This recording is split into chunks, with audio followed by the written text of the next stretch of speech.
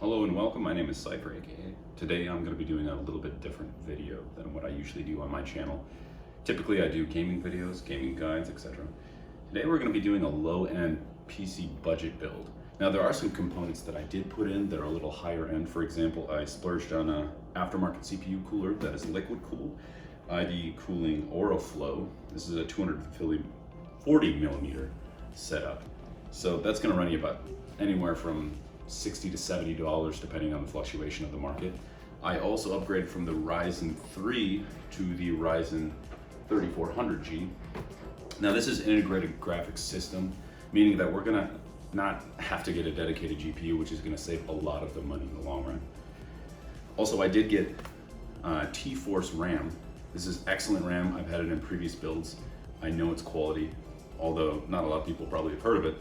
Also an added plus, it is RGB. And then the other components I got were Asiahorse's fans. I've never used these personally, and I pulled them out of the box before shooting to see the quality, and the feel of it feels good. Like, it feels like it's sturdy made, and I'm excited to see if this is a quality product or not.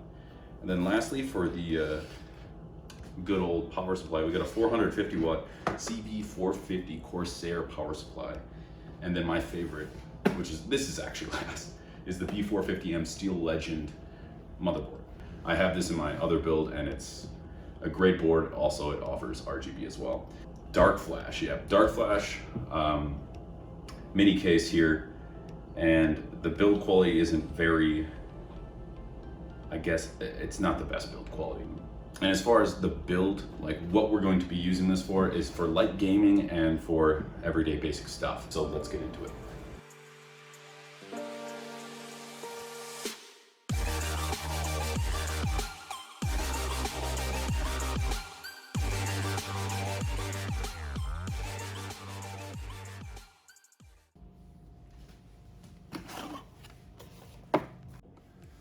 All right, so with a B450M Steel Legend, it's gonna come with SATA cables.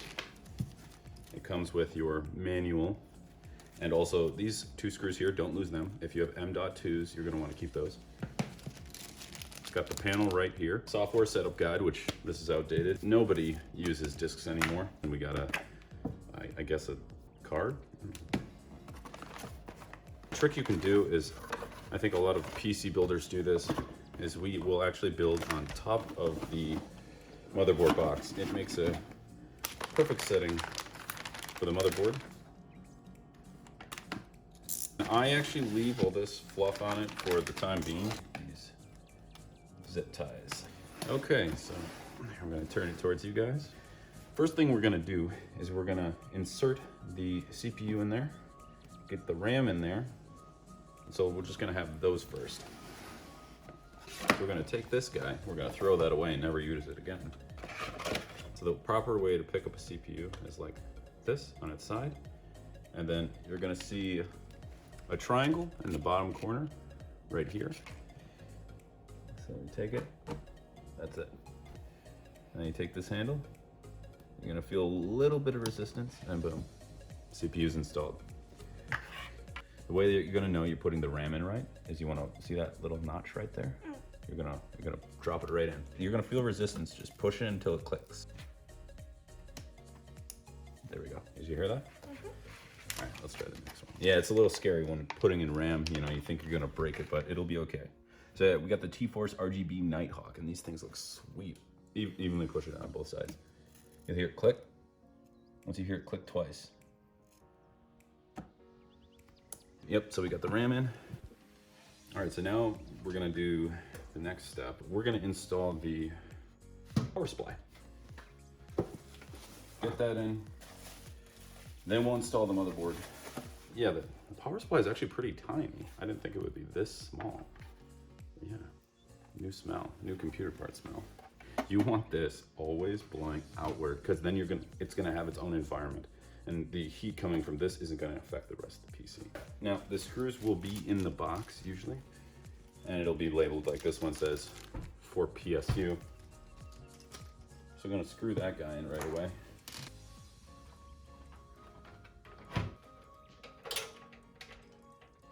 All right, so there we go. I'll turn it around. So you guys can see, you just have 4 screws there, power switch, and boom, we're in. All we're gonna need to do now is we're gonna take the motherboard, you're gonna line it up with here, and slide that guy right in. And that should be it, I think. And all the standoffs are lined up. Now with our trusty cup, so that you can keep all this stuff right in. So then you take the screw,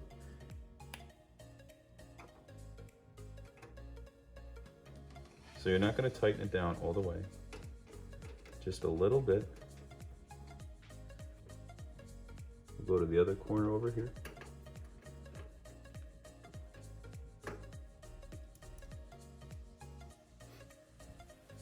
So usually I'll start in the corners and then I'll work my way in.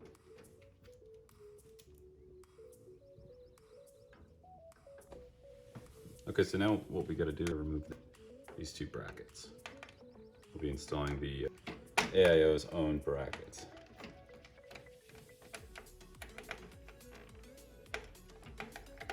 Now, if you are using the Ryzen cooler, the stock, you will not need to take these brackets off. You'll be totally fine with leaving them on.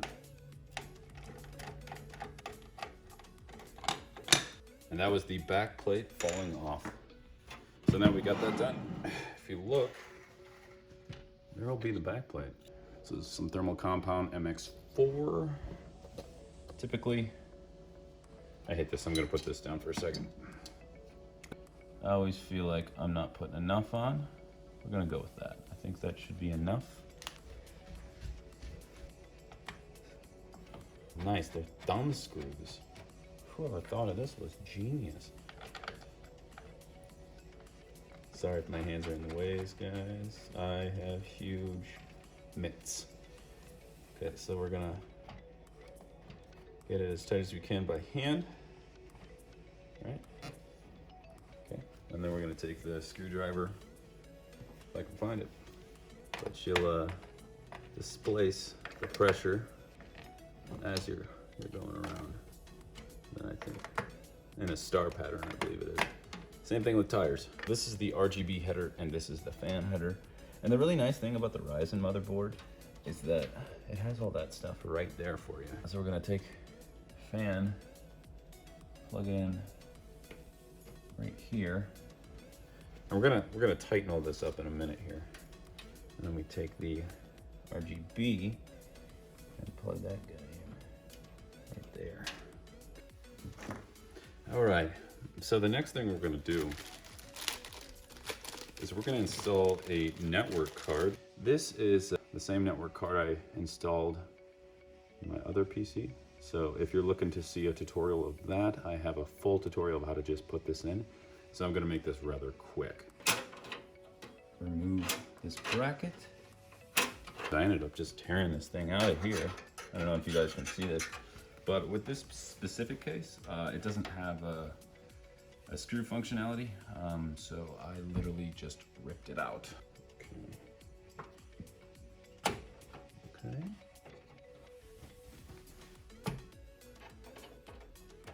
Plug this guy in. So I'm gonna try to tighten this up as much as I can. So then what I'll do is I'll run it under here to make it look at least a little bit cleaner. So I ran it down here and through here so I can at least hide some of the cord, and I'll tighten this up here. We're gonna install the case fans. After the case fans are installed, we're gonna have a bunch of cords hanging around. We're gonna cable manage that, install the SSD, and then we're golden. We're gonna fire this thing up and see if it works.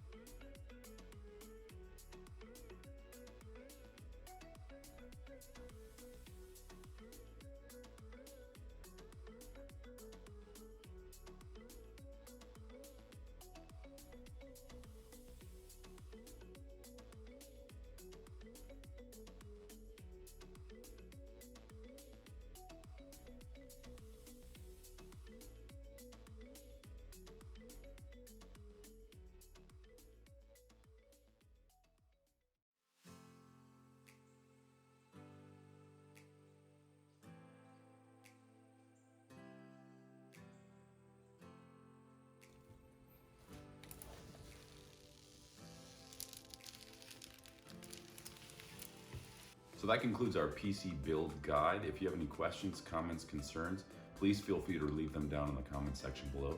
And if you haven't already, subscribe for more content. So thanks for watching and take care of yourself.